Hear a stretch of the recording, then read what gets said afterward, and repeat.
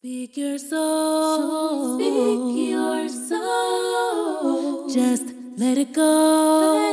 Let it go. Speak your soul. Speak your soul. Let it flow. Let it flow. Let it flow. Let it flow. Welcome to another session of Speak Your Soul Sessions. This is Slept on Shay, and this is going to be another Love Your Body segment where instead of talking about love, relationships, or pop culture, I'll be talking about how you can love your body. The first episode of this playlist, or first session of this playlist, was talking about why is working out so hard, and now I'm going to be talking about why is eating healthy so hard. And I want to preface this with, this is a safe space. I'm not judging you. I'm going to be talking about my struggles with food, and hopefully from this, you don't feel alone. If you are on a healthcare journey and you have figured out how to eat healthy and you're doing the hard work, I congratulate you. Or if you're struggling to eat healthy and do the hard work, I hope that this will motivate you. So I want to preface this with, this is not a video where I'm going to be food shaming people or judging people for what they like to eat or don't like to eat. I know that it is hard to eat healthy, and eating healthy is actually harder than working out. It's interesting where eating healthy is 80% of the health journey, yet it's so hard to do. If you learn how to eat healthy and you're within a calorie deficit, you could lose a lot of weight. You may not have the muscle definition that you want, but if people were to tackle this one thing, they could be so healthy and really be far in their weight loss journey. But it is the hardest thing to do. I do believe that it is psychologically harder than working out. Like walking around, it depends on who you are, but I think as a whole, it's more instinctive. Imagine you're hanging out with friends. You could probably easily talk to your friends about life and walk around at a park and not even think about it. Or have a mall day where you're trying to get clothes and things, and 2 hours could go by and you don't even have to think about it. You could do chores in your house, wash clothes, wash dishes, vacuum, sweep, do everything. That is your basic expenditure, right? People think about working out in terms of going to the gym or working out from home, but even what you do in your daily activity, as far as walking up and down the steps, tackling chores, that's moving your body. Sometimes we move and we don't even think about it, right? But with eating healthy, it takes so much discipline, and I'll break down why. I have 7 reasons. So, the first mistake with trying to eat healthy is thinking that you have to starve yourself, and then what you're going to end up doing is binging later. When trying to eat healthy, you can still eat a lot, but you want to eat a lot of the right food. There's the distinction. You don't have to starve yourself. You do want to be within a calorie deficit, but that doesn't mean that you should only be having 500 calories a day. That's not right. You want to eat more and more, but more fruits, more veggies, more of the good stuff, more of the stuff that will get you closer to your health journey. Number 2, you think you have to be a chef. You definitely do not have to be a chef to eat healthy. You could make an omelet, boiled eggs. You could make your own oatmeal. There are cute things that you can make. You could make yogurt parfaits. There are so many quick and simple things that you can make to be closer to where you want to be with your fitness goals. You don't have to be a chef or know how to cook particularly well to lose weight. There are simple things you can make. There are a lot of people who use even Factor, even though it's like, okay, that still might be a TV dinner. But there are some people who even utilize those food shipping services where it's better to have healthier pre-prepped meals than to, eat a bunch of fast food. So whatever works for you, cook simple, healthy things, order the healthy meals that you need to order, whatever it is. But you do not have to be some type of chef to eat healthy, to take the steps to start cooking, etc.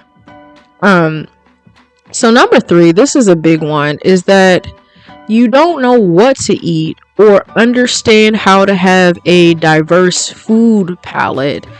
Food tends to be all about culture and tradition, right?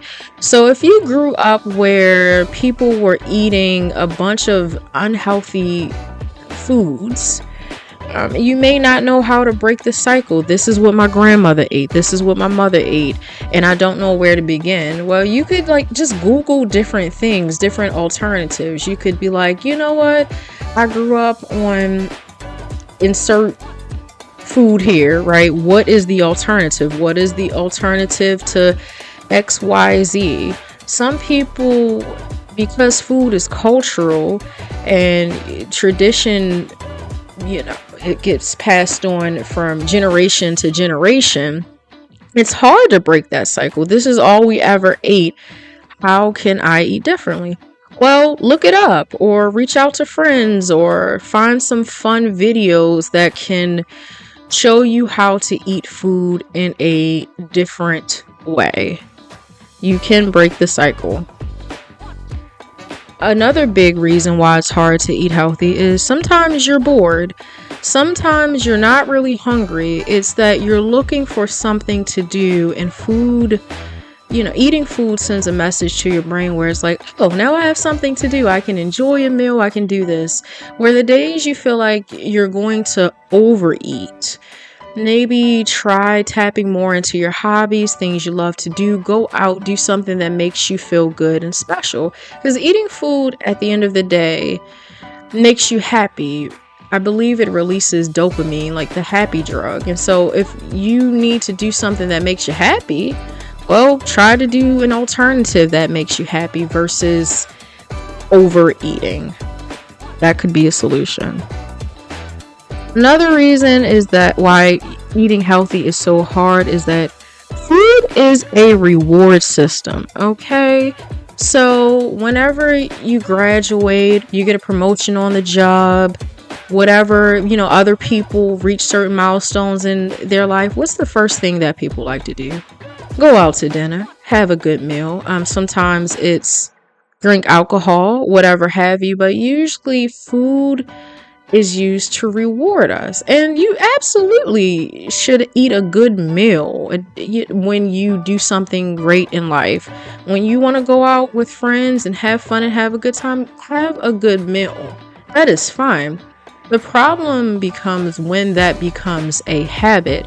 And a lot of people will be like, oh, I'm going to use this celebration to celebrate with good food. But a lot of people never say, or they'll say, I'll celebrate with this unhealthy food, but they don't use healthy food as a reward system in a way where it's like, oh, I had a wonderful day today. I'm happy. Let me reward myself with a salad or fruit. Or nobody does that. They see eating healthy as some type of punishment, which it's not. So yes, live it up. Yes, I often joke about whenever I'm on my deathbed and I've made it to however old I've made it to, right? Hopefully to at least 80. Please give me my donut. I deserve to have my donut. I've lived this long. I'm older than the life expectancy, which is 78. Excuse that sound in the background. My apologies. But the thing is, you don't want it to become a constant habit. Food should be a reward, period. But it's when you do it over and over and over and over again, even when there's not a special event or special occasion where it can become addictive.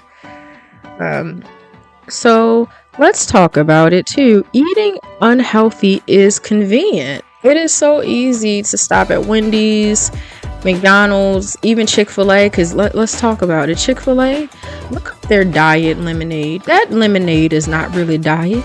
It does have less sugars in it than the regular lemonade, but it's still unhealthy.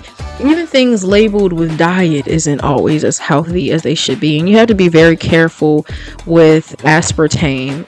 That can be very cancerous and cause like maybe pancreatic cancer if you drink it too much. So you have to be very, very careful.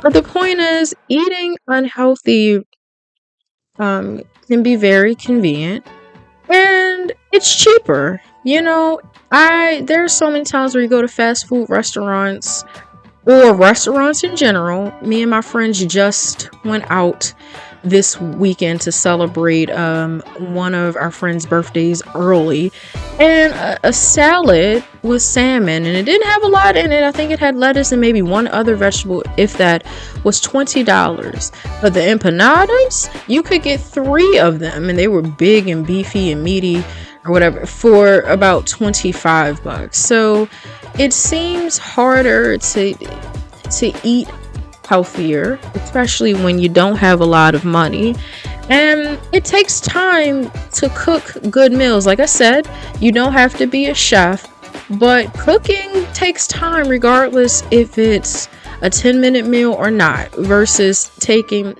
maybe 5 minutes to go down the road, pick up food from a fast food spot, and then be able to eat. But the point is, being very unhealthy and having health problems, that's also inconvenient. So in this case, you have to choose your hard. You have to think, do I want to take a little extra time, maybe 5 minutes, 10 minutes, 20 minutes extra, to cook a good meal that has clean food, whole foods that aren't processed? Or do I potentially want to have health problems down the line? You have to choose your heart when it comes to anything in life, and when it comes to your health journey. I know that may have, come across as a little harsh, but that is the truth. So I think that we also have to be careful with eating healthy and the different things too. This is something I want to cover too. Just because you eat fewer calories, okay, does not mean you're eating healthy food. If you only had 1,200 calories for the day, but everything contained a lot of sodium, a lot of sugar, that's also, not okay. But the point is, food, as with coffee, as with alcohol, as with consuming toxic podcast content, whatever it is, right, can be very addictive. So you have to talk to yourself and ask yourself psychologically, why am I doing this? Am I overeating because I'm bored? Am I overeating because I'm unhealthy? Am I overeating because I truly don't believe that I can change my life and lose this weight? You absolutely can. It is all mental.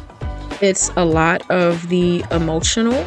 So the truth is that when you overeat, when you drink alcohol, too much alcohol anyway, for people who I'm sure are addicted to drugs, they are masking some type of pain. And I also, or some type of unhappiness or some type of boredom. And I want to also say, you can have your cheat days. Please do. I am a type 1 diabetic, but I was diagnosed when I was 2 years old, and I don't have it all figured out. I really don't. Every now and then, there may be a cookie that calls my name, and I'm not really a big sweet person because, as a type 1 diabetic diagnosis too, I was conditioned that sugar is bad. So I really got caught up in eating more savory things. So chips, things with a lot of bursting and bubbling flavor, that gets me. But you can have a cheat day once a week, or or every a few times a month. Like, no one's perfect. Nothing is perfect.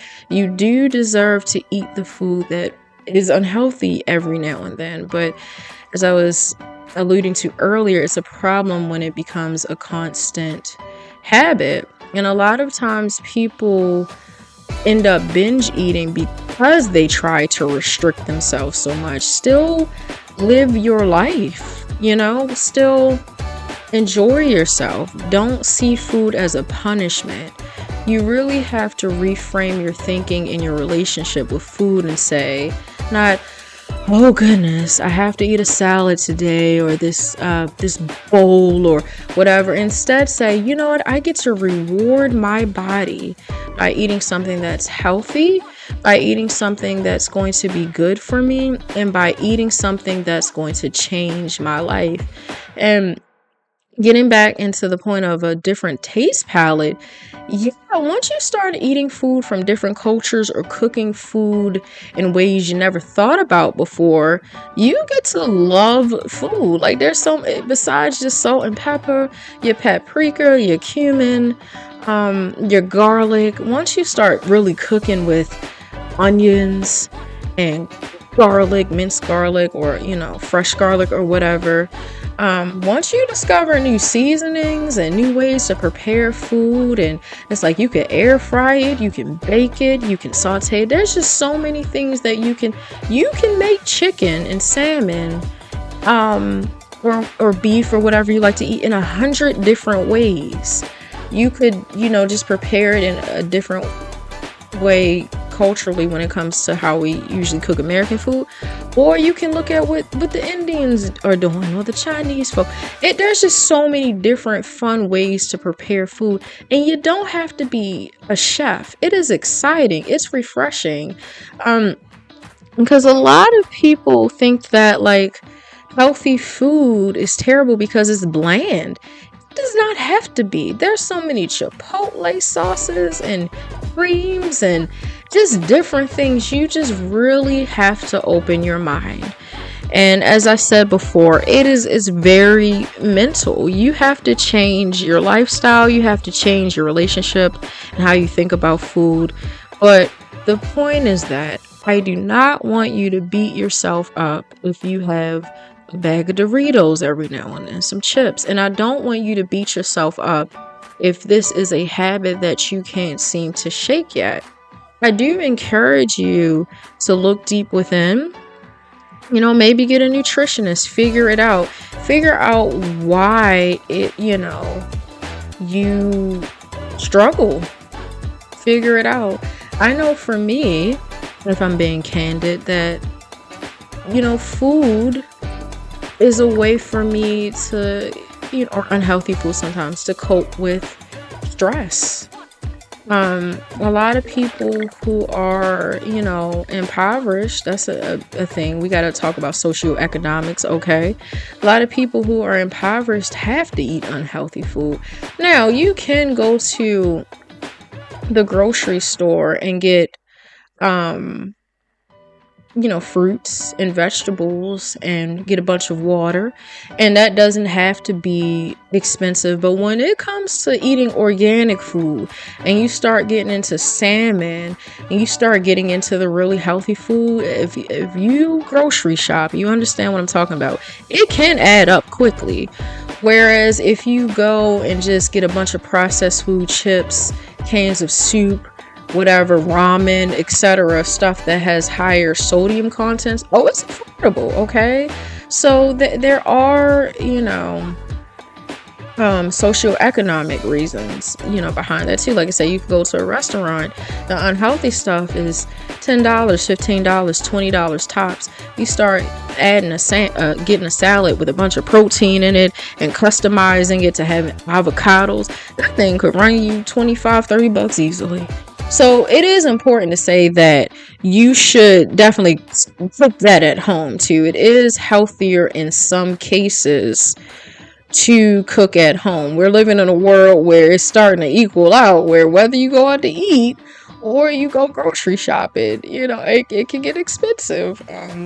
But whatever works for you works for you. If you are that person who can afford to DoorDash yourself food every day for every meal, then make them healthy meals. If you got the money like that, then go ahead and do that.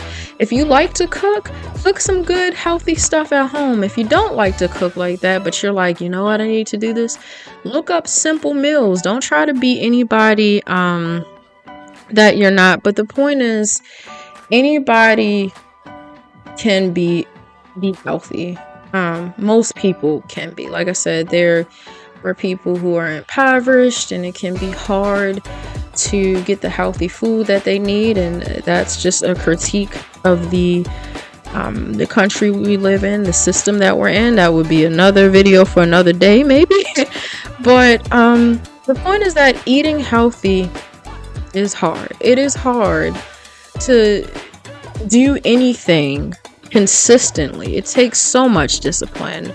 But I think that this is a good place to end this and say that I love you. I want you to be healthy.